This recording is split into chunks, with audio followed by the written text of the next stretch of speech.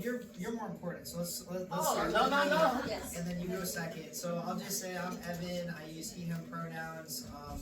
I am a member of Teamsters Local 191. I work on assembly line. I'm an activist in immigrant justice, civil liberties defense, and I'd like to support the movements for change and social justice whenever I can.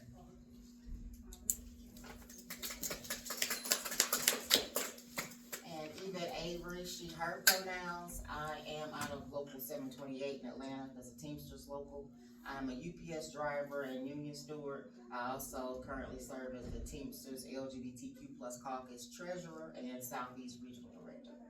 Whoa. Thank you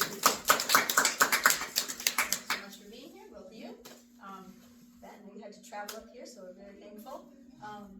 So we're just going to hear from each of the speakers, and then we will go around and ask some questions, make it more of a conversation. Sure.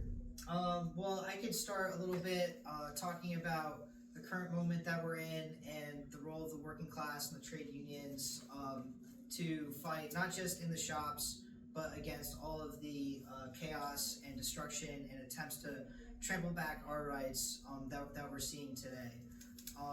So just to kind of give a big picture, I think unfortunately I was kind of doing a couple different tasks and I wasn't able to hear the whole panel, but I think the panel that we just saw was good for explaining how the moment that we're in with the big attacks on our democratic rights, on our economic stability that have been really increased and magnified under this current administration. It didn't just start with Trump's election. This crisis has been going on for a long time, and I think that a lot of the dislocation and confusion and chaos that we're seeing is a result of very large scale processes in the international arena, and the United States role is changing in the world. So I think that's just important to say, because when we think about trade union rights, trade union struggles, sometimes we can get very focused on our shop, our local, our maybe geographic area, and that's important when we're fighting for against a boss that's harassing us, or for a better contract, but it's not the whole story. And so I think events like today, where we're actually talking about all of these broader issues, are really important, not only just so that we understand, but actually so we can be better trade union activists. So I'll say all that, and then to say a little bit about I guess I'll just talk about some of my experiences as a union member and as an organizer. So like I said in my introduction, I've been involved recently with immigrant justice work, and that's been really important. In Stanford, the town that I live in, the ICE has had a constant operation at the courthouse where people go to try to just make payments for various fines, or to you end up having to deal with the state, and the bureaucracy, for various things, and it doesn't necessarily mean anything. But what ICE and the FBI have been doing in Stanford has been to station themselves directly outside the courthouse in undercover plainclothes vehicles, and they've been picking people up. Earlier in the summer, they were picking up sometimes 2 or 3 people a day, and since then it's slowed down a little bit, but still every other week we hear reports of ICE operations in the courthouse and in the garage.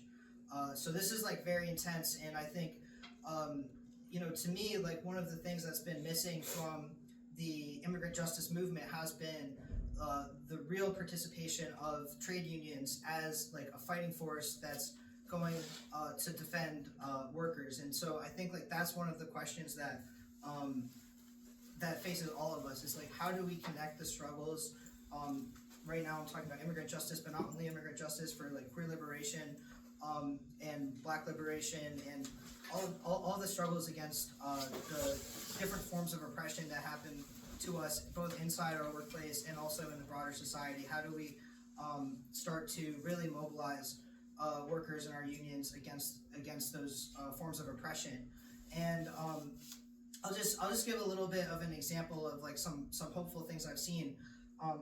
In 2000, starting around 2016, there was a major union organizing drive in the hotels in Stanford that was led by Unite Here Local 217.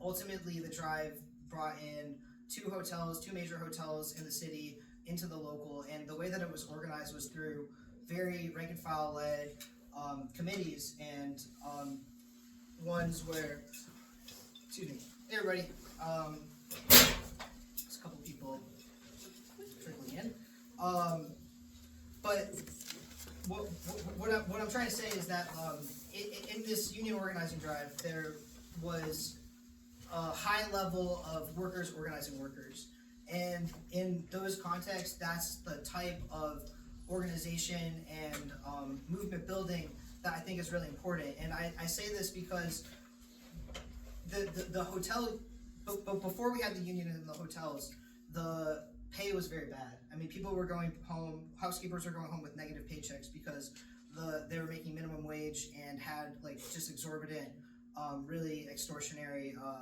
like healthcare and like these various like fees that you get. So people were making sometimes like zero or negative amounts of money on their paycheck.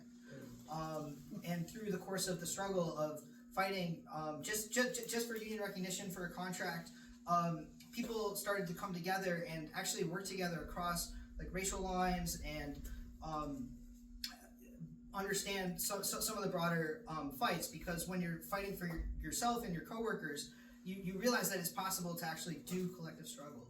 And so there was a couple of things that I thought were important.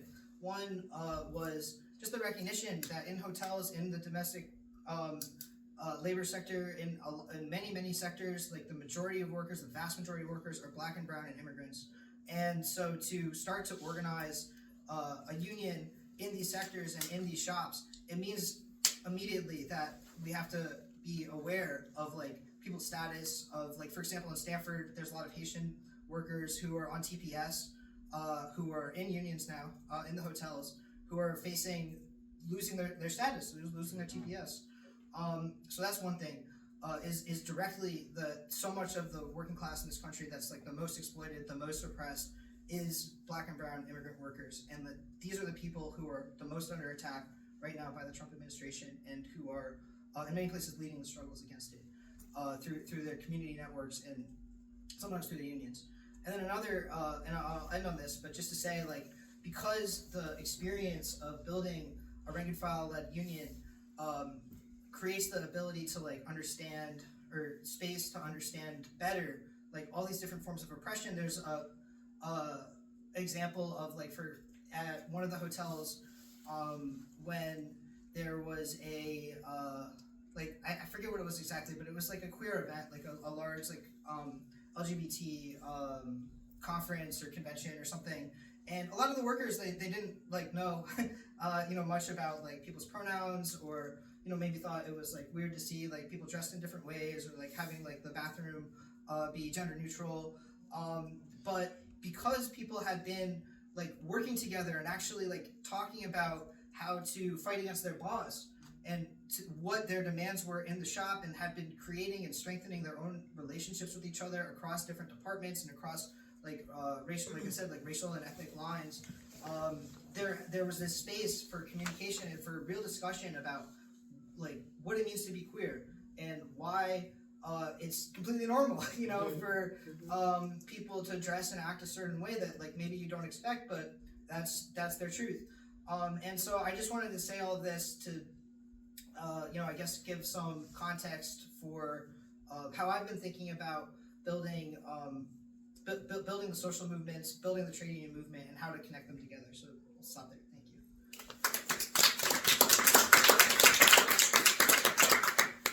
And for me, for the ones who just came in, thank you guys for coming to this particular breakout session.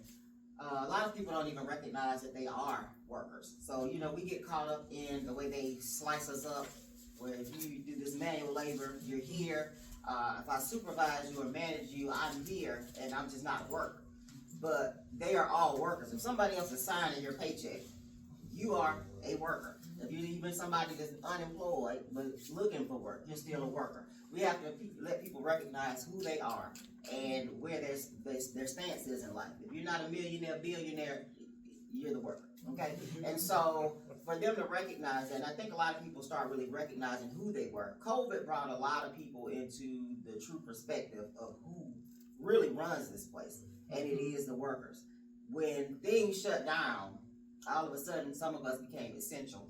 And so they were like, oh, like, you know, we can't make it without you. But, oh, really? Because I never knew that, right? From the treatment we get, from the pay we get, from, you know, the health care they try to, you know, provide us with, and then, you know, kill your checks with in some instances. So people had to recognize, you know, regularly who they are and the power that they really held. And I think that was a turning point for a lot of us. And now that we're under this current administration, a lot more people are realizing some things, that I'm not in this group that I thought I was in.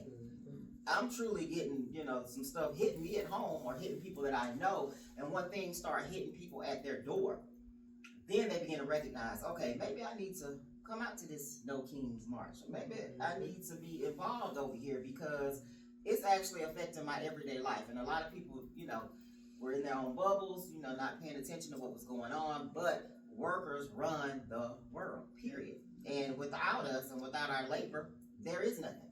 And so, making it grassroots, you know, getting together with other different organizations.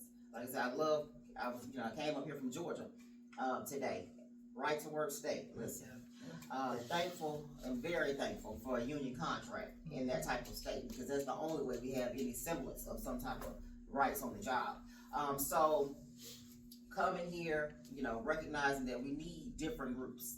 You know, I'm a member of DSA. I just met my DSA brother downstairs, and I'm out of Atlanta, but we all connect. Using these different groups can help strengthen us. We recognize, okay, we have some similarities here. Like everybody, you might have thought, well, socialists, here they go. But then these programs that you enjoy, that's what it is.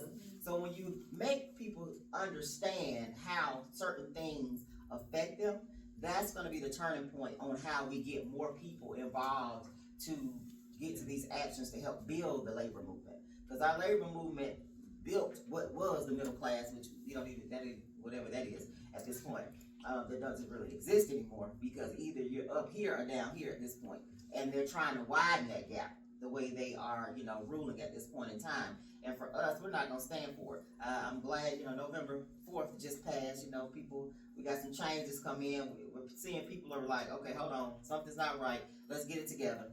Because these two parties are not for us. We need to have a workers' party. It needs to be us, because we are the ones who are leading it, right? Because we know it's more of us than it is of them. Yeah. And so they never wanted us to understand that. And now that people are recognizing that and understanding that, it's a beautiful thing. Yes, we're going to have to go through some struggles and hard times right now. We're about to see some things some of us never thought we would experience. We heard stories about how things were happening back, you know, years back, and we're like, oh, wow, that's crazy.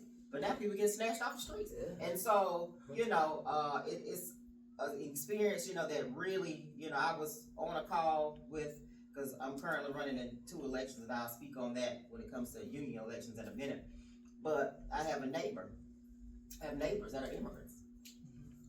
Love them. We always doing stuff together or whatever, and one night I'm on a call on a Zoom, and the neighbor came over and asked my wife if we could write letters for his wife, so they would not try to deport her.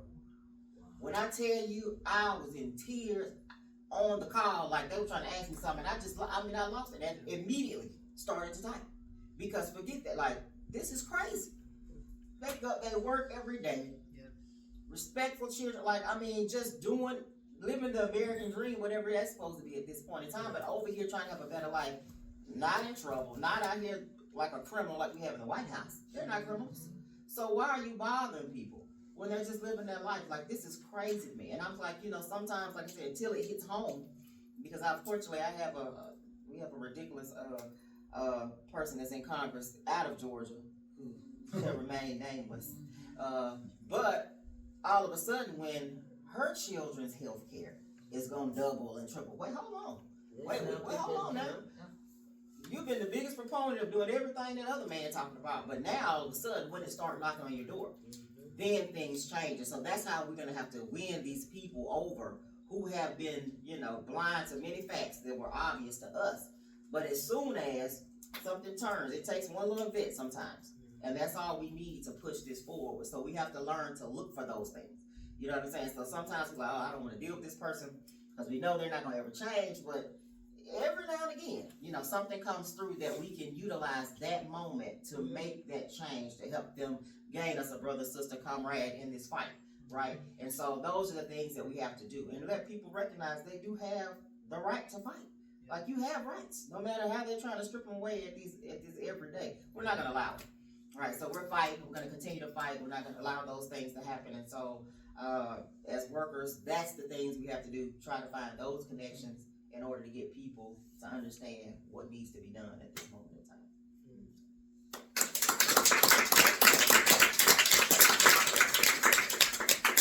All right, beautiful. Thank you both. I'd like to open it up if people have questions. If people want to get the conversation started, even comments to start things off. Sure. My name's Connor. I am in a unionized workplace. I'm not affiliated with. It's not affiliated with anything else. Hartford Municipal Employees Association. Okay. So I work for the city of Hartford. We've got a ton of different unions within just one employer, right? As far as I'm aware, there isn't any sort of collaborating between different unions and groups.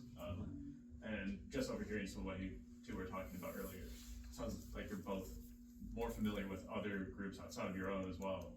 And I don't know if you have any experience or thoughts on trying to get that broader collection of people together. Right, so for me, I know we have like labor activist groups. So we have signal chats and WhatsApp chats that anytime you go to events, you see these same people, you know what I'm saying? So you start making those connections, right? And so when you have something, they support you, they have something, you support them, but we have chats. So every time something's going on, no matter if it's affecting us or not, like if Starbucks doing something or whoever's doing something, we're putting it in the chat. Hey, who can be there? You're in the know. Right, let your people know. And that builds those relationships, and that's what you have to do. So, like I said, I have 1,000 chats, that's why I have to. I'm like, what is going on? But I love it because I'm always informed as to, like, if something's going on tomorrow, they're gonna drop it. So that's the thing you have to do. Start going to events, connecting with those folks. Hey, I saw you at such and such. Hey, let me get your number so we can, I drop you in this chat. So that's exactly how to do. Just those quick connections based on going to different events and getting everybody's contact number and just build it that way. It grows quick because let me put my friend in here. Oh, this person I know. So somebody knows somebody, and they'll be glad to drop them in. So everybody can be connected in each other's fights, and that solidarity is something you can't buy, right? Yeah. I appreciate it. Actually, what Evette just said reminded me, how many people remember the 2017 teachers strike wave?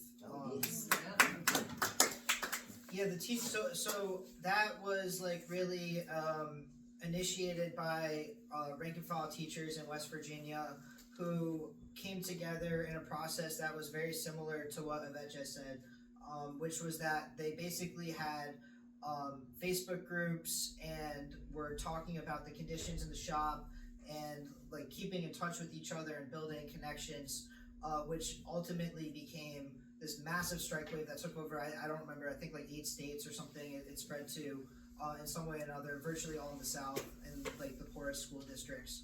And so I think like that's really important, like the kind of like making connections at the level of like worker to worker or like within groups of workers, and not necessarily always like within the official structure of the union, like that is like really essential because oftentimes like unions can move slowly, like that's like reality.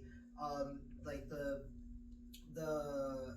leadership of it tends to have a focus on like, let's make sure that we can keep our contract, let's have a good next contract, and maybe we'll try to like talk to some politicians to get a little bit better of a like local political situation to have negotiations in. And like that's all well and good, but then the question is like, how do we actually start to mobilize and build for like political demands and for like actually going to protests? I think that's like a really good way to like start to actually make these like changes in our locals, is to just talk to your coworkers and say like, oh, there's gonna be like No King's Day, right? Like that's a moment where like especially if you have like organizations that are raising other demands, like the Civil Liberties Defense Coalition Committee, Connecticut Civil Liberties Defense Committee, we had and the Teamsters 1150 Pride Caucus, we had contingents at the No King's Day and Stanford North United with Immigrants.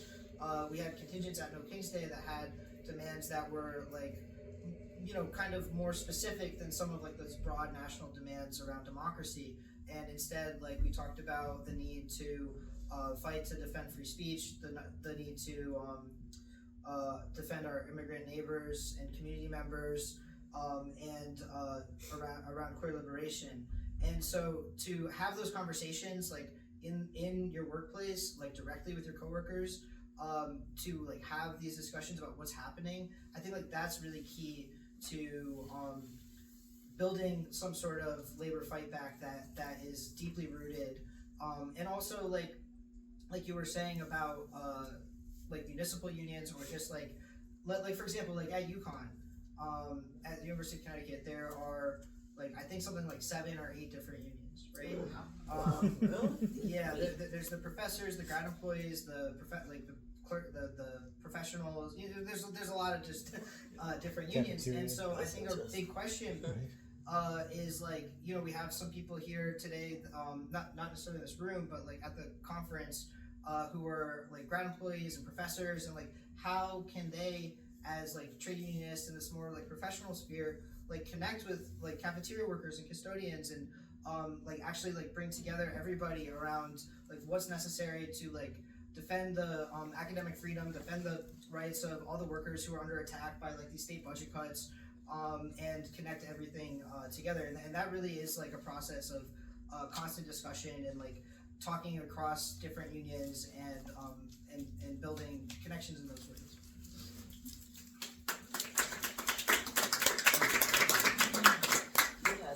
Spoke a little bit on the ISIS thing. I was telling Kim I was at a car wash, getting a car wash, and all of a sudden they came in. Oh yeah, and Hamden. it bothered me so bad. I sat there and cried because they took everybody that was there, and they had a little girl there, and I was like, oh my God, I'm gonna put her in a car, you know, call the police. But it bothered me something terrible. I just sat there and cried, and I was so ashamed of serving my country, because I served in the military, and it bothered I just you don't even know the visual reaction until you there. Like it got me tearing up now, because you know what's gonna happen to this little girl? What's gonna happen to their families? What, you know, this country? And I was just like, I was so ashamed. Yeah. So ashamed. Like I said, once again, we thank you for your And I'm a service. war vet. We thank you So, for your service. You've been in the war, and now you're seeing it right here domestically with them terrorists popping out the vans, you know, pulling people. Yeah, and then, you know, and Everybody's their force of how they're coming forcefully at these people. Yeah. I really wanted to defend those people, you know, from what they taught me, you know. Yeah. That's right. Exactly what they're talking about. My Lord. I think.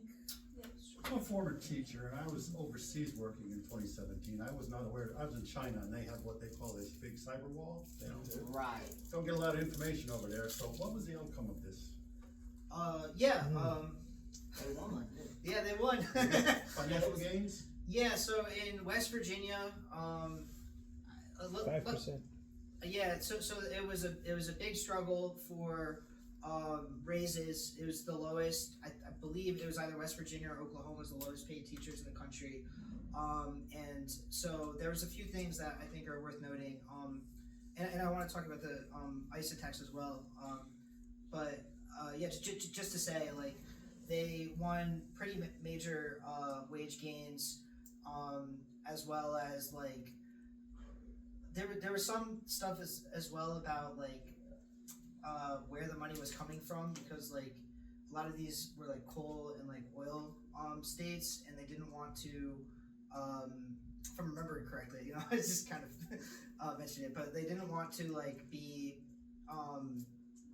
having their salaries be like just to use to justify like increased drilling. And so I think that was part of the demand. I mean, I could be remembering, maybe not totally right, but I do remember that.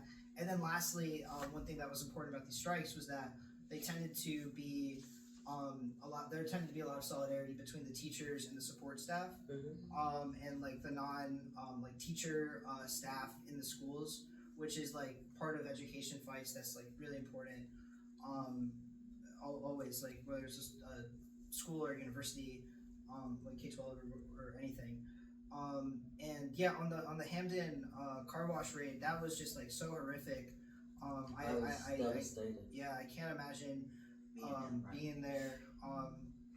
It's been happening like all over the state, and I think like sort of undercovered, or like not covered a lot by the news media, which is what ICE wants, right? They want to operate in secret, and I think this is one of the things that you know, I think about like with the importance of like unions and workers in like building visibility, just among other things. But like, for example, in Norwalk, there was there's ICE activity, and often in Stanford and Norwalk, like workers in different shops will be like recording footage and share it around in their networks, and it's sort of like what Evette was talking about with protests, because workers are everywhere, right? I mean, in every building you have like a maintenance staff. In every like on every street corner, you have people like going to work, taking the bus, just everywhere, right? And so actually we have our own networks of let's say like keeping tabs on what's happening in our communities, that are like very strong and stable. And I think like that's something that like the unions could be like very explicitly taking up, right? Like, how do we connect with these organic like grassroots networks, which like around here are like largely like Latino and like Caribbean, like Black immigrants, that do this like because they need to, right? Because like fundamentally for community safety, they need to be aware of where ICE is, and so like how can this be strengthened? Like, what connections could be made with the trade union movement, which has like all this like formal infrastructure and organization, and like actually does include like many of the people who are part of these like networks already. So that's like a big broad question, but I just wanted to raise it.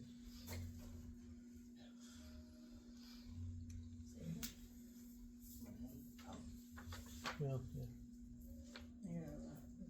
Oh, God. yeah, I'm trying not to We need make to introduce you as well. Yeah. I'm gonna take a little point of privilege there. Go ahead and introduce yourself, Kim. I'm Kimberly Vargas. I'm the president of local Teamsters Local 1150 Pride Caucus and the Northeast director of the LGBTQ plus Teamsters Caucus. One of the organizers for this conference.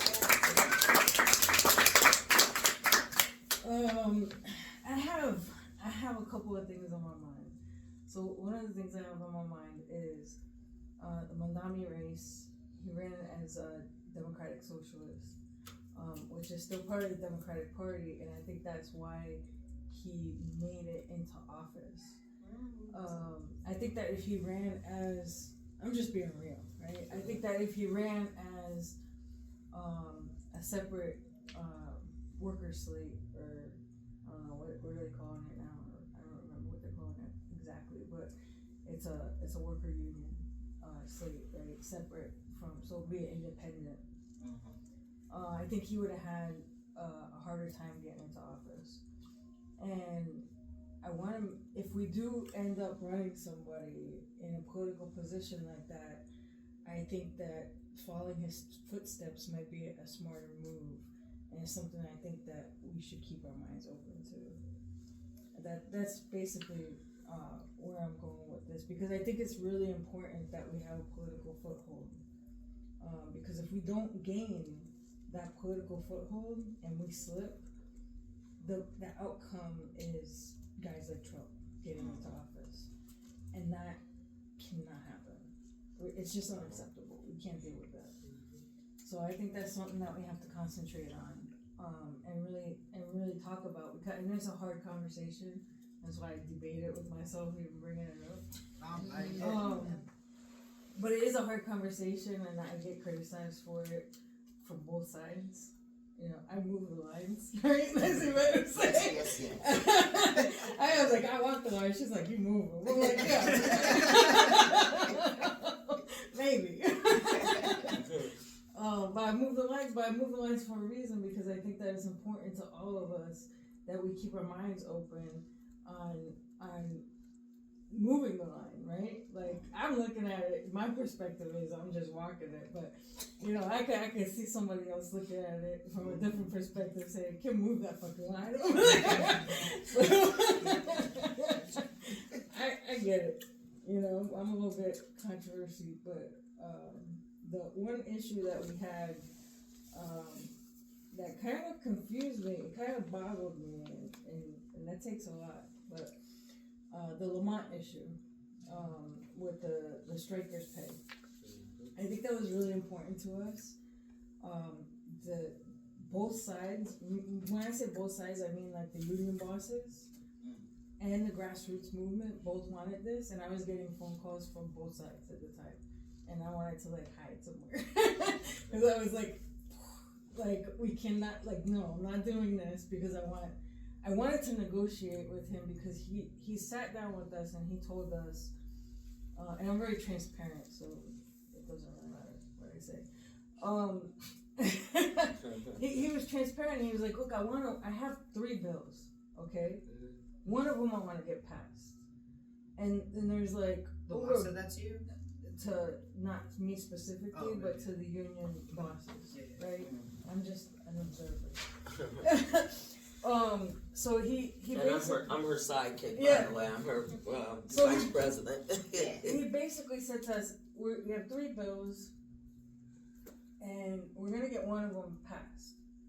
And we have a lobbyist that works for the Teamsters for all of Connecticut. His name's PJ. And yeah, so PJ is working on it, you know, and the union bosses are like PJ's here, and the union bosses are like somewhere closer to the middle, and Lamont's like over here. So we're trying to get this thing passed, and everybody wanted a different bill, but there was a workers' protection bill that everybody seemed like was gonna go through. We did a press conference. I was there for the conversations. Everybody was on board, and then we decided to strike, or you guys decided to strike in front of his mansion. I was there. Hey, I'm not against it. I had a different strategy at the time. When you guys did that, he like backed out. He was like, no way, I'm not signing any of the 3 bills. This isn't happening. And it sucks, because it's like, look, I don't want to cave into these guys. That's not me, right? Remember, I move the lines. But I think that our strategy has to be thought about. Like, maybe in the future, like, I just don't want to lose out on stuff like that. And I was just wondering what your outlook was on something like that. Like, Transparency. So that's the reason why, you know, like I mentioned earlier, I'm running in 2 elections. I'm currently running for the president of my local, as the president of my local, local 728 in Atlanta, and then currently getting on the ballot for next year's election for the international, running against our current president, Sean O'Brien. I'll be running as a trustee on the fearless slate. So I have thoughts on if we're transparent. So the people who are out there in front of the mansion might not have known y'all already had it covered. But if y'all said, hey, we're talking to these groups, if you're part of these groups, you know, hey, we're gonna do this action over here. Like, hold on, no, we sat down with him and we talked about XYZ. He said he's gonna do it. Now, if he don't do what he said, then we run it up in front of his house. You see what I'm saying? That could have changed the outcome. There Because there was some transparency there. well, you said some, Yeah. but I'm asking him, did you know anything about it? Right, and he Yeah. was outside rah-rah. You Yeah. see what I'm saying?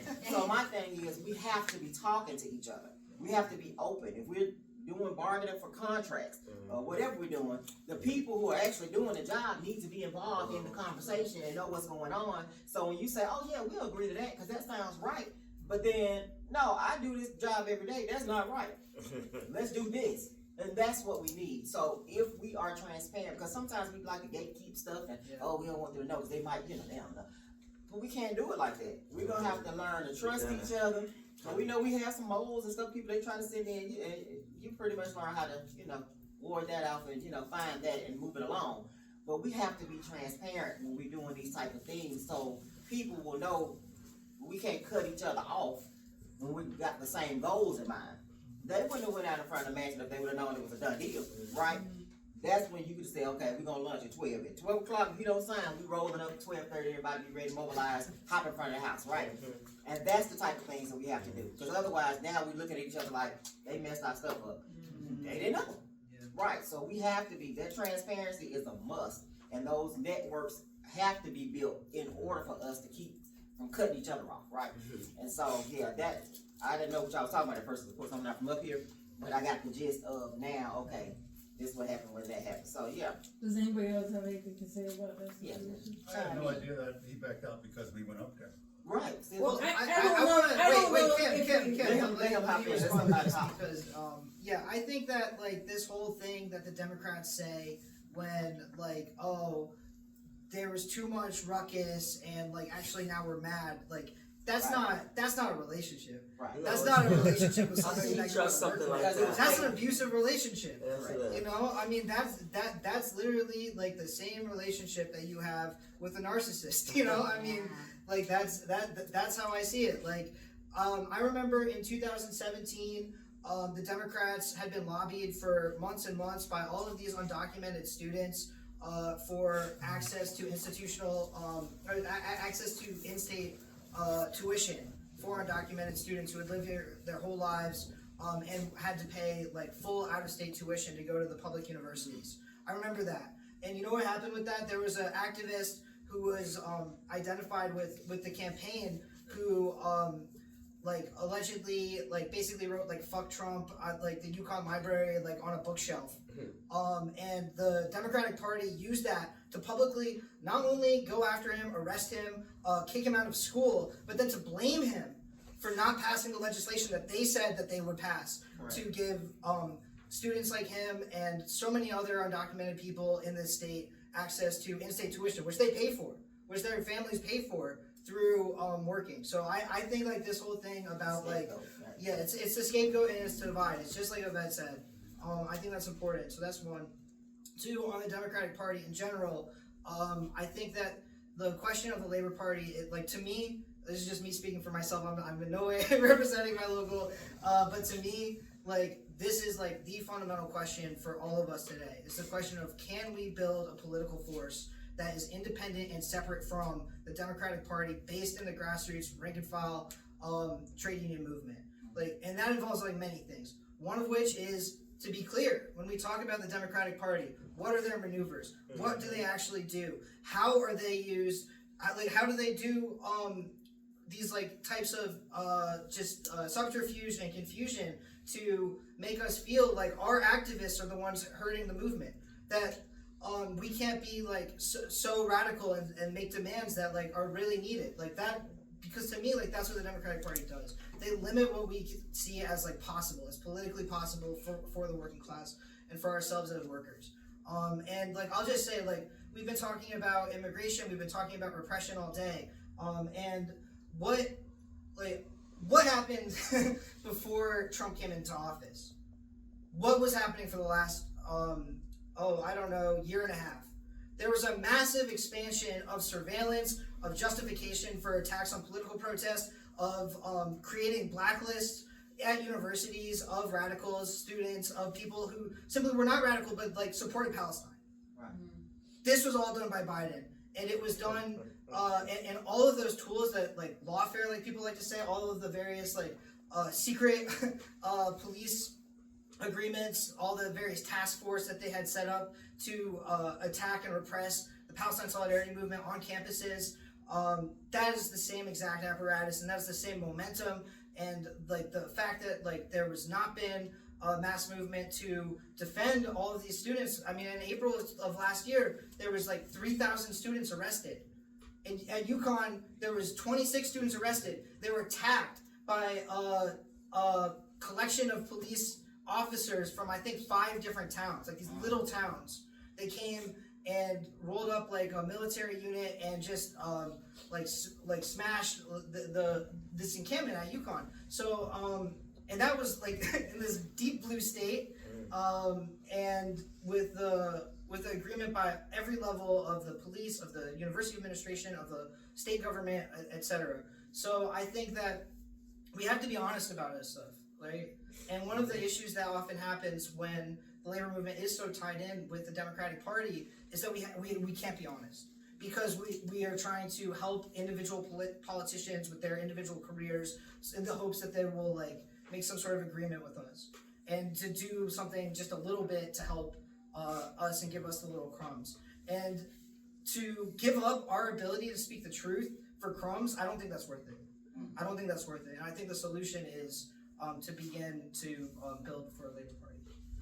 Woo!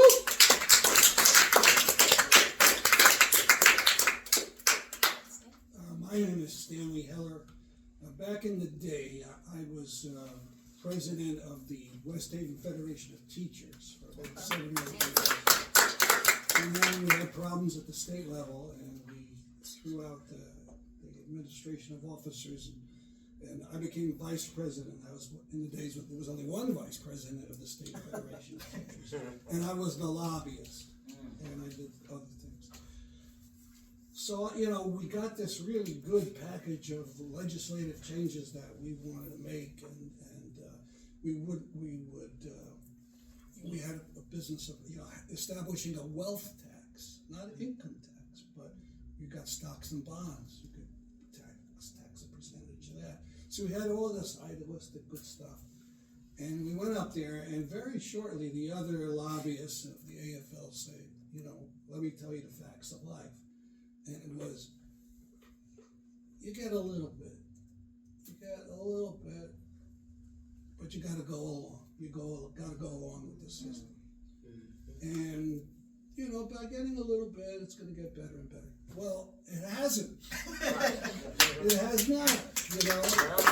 And we live in a society with so many horrible things, you know, brought on Trump. And I mean, to believe any of this stuff, that Nazis could, you know, that Elon Musk could do a Nazi salute. Oh my God, how could that possibly be? And we're under the threat of, you know, climate catastrophe and nuclear destruction. You know, getting a little bit, did not work. Just telling you. I retired. Back in 2010.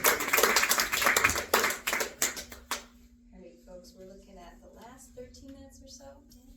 I just want to say on that immigration on the situation where they were fighting for in-state tuition for immigrant students, there was, it turned out there was an agreement within the Democrats and the Republicans in the state that they had made, and like those who were at all close, you know, found out what the agreement was, which was the Democrats will not pass any pro-immigrant legislation in the state in exchange for getting pro-reproductive health care legislation, which was in exchange for not fighting for reproductive rights nationwide. So you're going to sell out the rest of the country on reproductive rights. And if you were living in the state at the time, you'd notice there was none of the organizations fighting for reproductive rights mobilized when Roe v. Wade was overthrown. I mean, it was tiny socialist groups that called the demos to stop which we didn't want to be the ones. I mean, I'm in Workers' Voice, you know, speaking on this one, and you know, we wanted big, broad coalitions of like every single group, but we couldn't get them, and so people marched out under our banner, oddly enough. But that was because of the deal the Democrats had set on the nationwide level, and then on the local level, all these immigrant rights groups that had set their agenda. I mean, think about it. This was at a time when Donald Trump was president. And again, I mean, under Obama, deportations had already skyrocketed. The ICE had already been fused with local police departments. And then Donald Trump was coming in.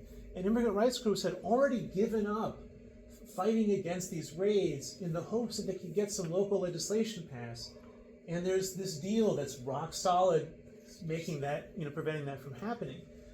I mean, that's one piece of the story, but I think one thing I did want to say in this question of, is it possible for us to get some people elected? Yes. But if we are in the midst of all this deal cutting, one of the dangers is that people lose confidence in us. Mm-hmm. And they say, I can't trust my union. I don't even care about the labor movement. What's that? That's just the wing of the Democratic Party. And the Democratic Party, which is deporting people, creating wars, putting all these deals behind my back. And in my perspective, that is what has made it possible for Trump to come to power.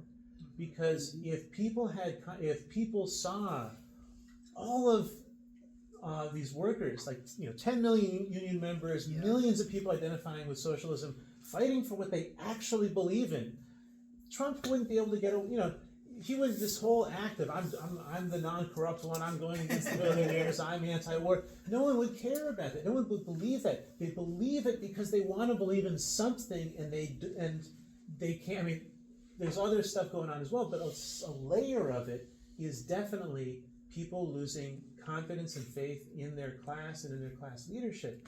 And if you look at other moments when far-right movements, authoritarian movements, fascist movements have risen up, it's the same thing. Yeah. It's hold on, almost done. It's working class leadership not meeting the moment and not and trying and getting too caught up in deal cutting with their bosses. Okay, but and I respect that, right? But we're Teamsters. Okay, so if you look at the last campaign. Okay, this is what happened. We said from the very top, we're not supporting the Democratic Party. He said.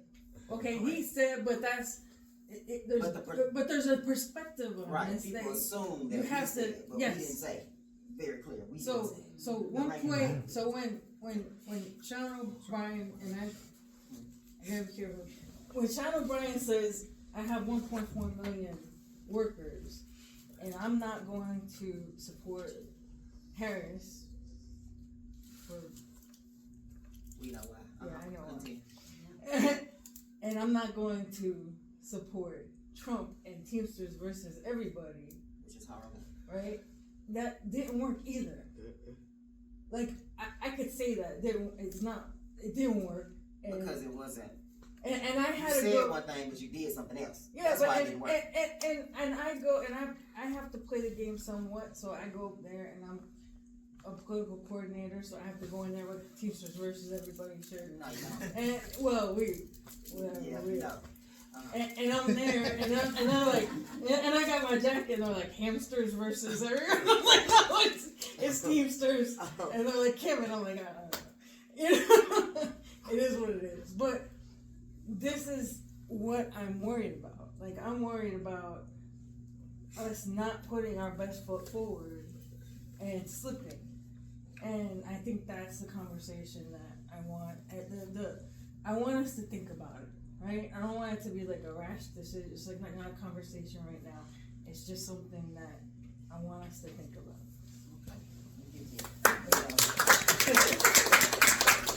I'm very anti-Teamsters versus everybody, because what is that? We're supposed to stand in solidarity. So I would never, ever put one on. Yeah. Because why? And so we have to look at, the perspective that it gives. Being a Teamster has always been a proud thing for me. Currently, it's a fight all the time because people may have this perspective that, oh, y'all on this. No. That's what he's doing. So we have to be able to separate the leadership from the rank and file and what we're actually about, right? So when you chose not to choose, but in reality you chose. Because if you're showing up here at their convention, if you're donating this money, if you're all over here having these thumbs up pictures and doing all this nonsense, then you have chosen indirectly. So nobody's foolish now. That's true. You know what I'm saying? We're not foolish, and we're definitely not, stupid that we don't understand what is happening. Yeah. And therefore, we have to make it clear. And that's something that I fight for every day, that I am not that. Okay, we are not that. You're the rank and file. You have your right to like whoever you want to like and vote however you want to vote. Voting against your interests is asinine. Yeah. But some people do it, not recognizing that's what they're doing. Hopefully that's why they do it. But sometimes it's because of the isms, because some people are still stuck in these ways, and they're going to do what they're going to do based on that versus saying, I'm not going to vote for a woman. I'm not going to vote for someone black. I'm not. Yeah. Versus, I want to keep my pension. Is your pension worth more than your racism? Is your pension worth more than your sexism? Right, so we have to put stuff in perspective. What do you really want? So do you want to live better? And, and like I said, we have to utilize what we have now. Mom Downey showed us Is that. it wrong to want everything though? Right. Well, I mean, Right. where he said he was, people knew he was a Democratic Socialist. He used that party in order to, because we only have those two. Like you said, if he would have ran as an independent, if he would have ran as, third party, whatever, green, whatever, it would have been, maybe. But they learned to, and he did it perfectly, why this is who I am, and you really like these type of programs. You really like this type of life. Majority of the people are socialists, and they don't recognize it until you break it down to them. And so that's why he got so much. He had over 100,000 people in the streets for him. Not doing things because he came out as who he was and utilized a party that needs bad change, need to be gone, but needs change in order to get us to that next step. More people doing that, we'll take over the darn thing and make our party. We're going to create the darn party one way or the other. Yeah, question for the Teamsters. On a different aspect of this, do the Teamsters still have a lot of money in Israel bonds? Yeah, they still have. I've been working on that Israel-Palestine issue for decades, and especially on these Well, we investments. might use that number for the international slate I'm running with. So, yeah, we get your Okay, contact. but Because we I need to stop tried it. to find out. I wrote to Teamsters for Democratic Union, never got an answer. Well, they're kicking us out too. So that conference is going on now. I'm a member of Teamsters Mobilized, so if some of my people are there, they paid to go, they refunded their money. They don't want dissenters there. When they were the watchdogs in the beginning, that's how they started. That is no longer. They're now bowing down to the boss. So they don't even want the president. So they did a rally and a protest yesterday. They had the conference, a TDU conference out there making some noise because that's what we need to do. So yeah, TDU's not gonna do anything, not against who's there now, unfortunately. Now there's still some rank and file TDU people that are great. It's the leadership. We have to always make that stipulation. The leadership of certain groups and certain unions are the issue, not the rank and file people themselves, as a whole. So we want to distinguish that. But yeah, it's definitely still going on, and we need to stop it. But we have to change who's there in order to do it, and that's what we're working on now. We're in the last 5 minutes now. I kind of just want to finish with a question about what do you both want to see coming out of this conference as we prepare to discuss the action proposals that have been presented. What do you think next steps are to build a fighting labor movement? Alright, I'll go. Well, just on the action proposals in general, I hope that people have had the chance to start to read through them. But to me, the proposals are a way to start to make those connections that you were just talking about, right? Because what are they? They are having weekly door knocking, embracing campaigns for political defense, doing political education around repression, around civil liberties, around the attacks on the working class, and also connecting that with the building Mayday 2026 into a real statement of workers' power, right? And so to me, I think that the action proposals are actually a really good example of concretely trying how to build, or a way to start to build the type of movement that connects labor and fights against social oppression all together into one struggle and speaking with one voice. So I think that's really important. And I have to say, I think like Evette connecting with Stan around Israel bonds, that was not something I was expecting from this conference, but I think it's great. And so more of that.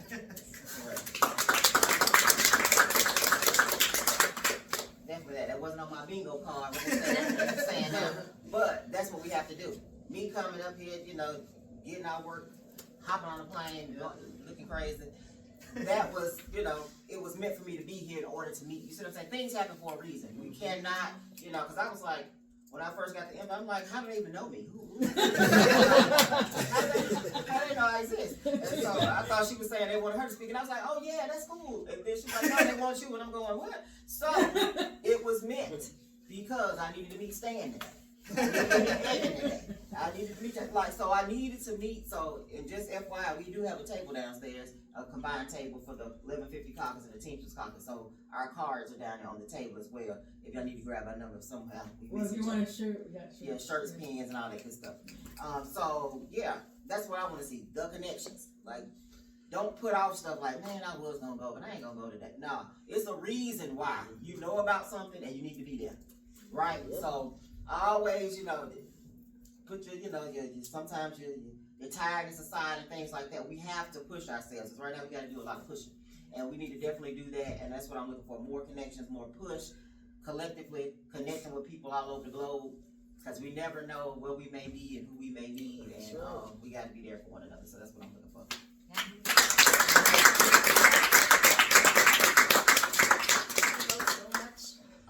Now, if you want to go get lunch should be starting up downstairs. All right, thanks so much. Thank you very much. Thank you. And thank y'all for coming up with me.